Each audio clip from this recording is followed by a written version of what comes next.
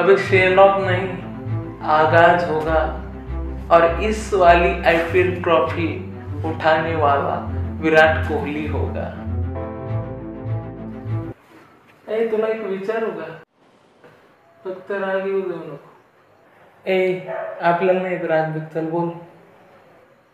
हा तू मग चेन्नईचा फायनेस, पण तुला वाटत नाही का धोनीने आता आयपीएल मधून रिटायरमेंट घ्यावी?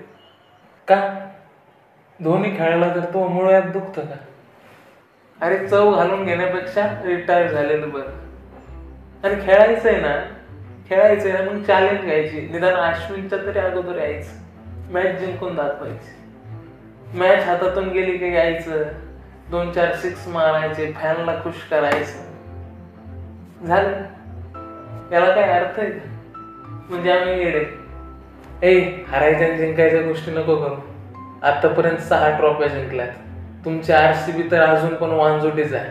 आणि राहिला विषय धोनीच्या रिटायरमेंटचा, त्याला ज्या दिवशी वाटेल ना की मला 2-2 तास किपरिंग करता येत नाही, मला 6 मारता येत नाही, माझ्यामुळे माझ्या टीमला काहीच फायदा नाही, त्या दिवशी ठरवेल धोनी काय करायचं ते रिटायरमेंटचं।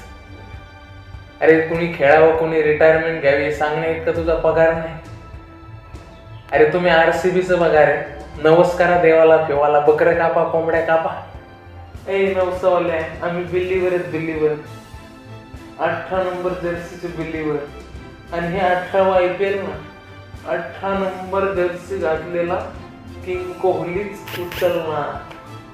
कोहलीवाल्या आणि धोनीवाल्या तो कप मुंबई जिंकणार आहे, हिटमॅनलाही साधले का तुम्ही? अरे ह्यावेळेची ट्रॉफी सीएसके धोनीला शेंड ऑफ गिफ्ट देणार। अब शेंड ऑफ नहीं, आगाज होगा और इस वाली आईपीएल ट्रॉफी उठाने वाला विराट कोहली होगा।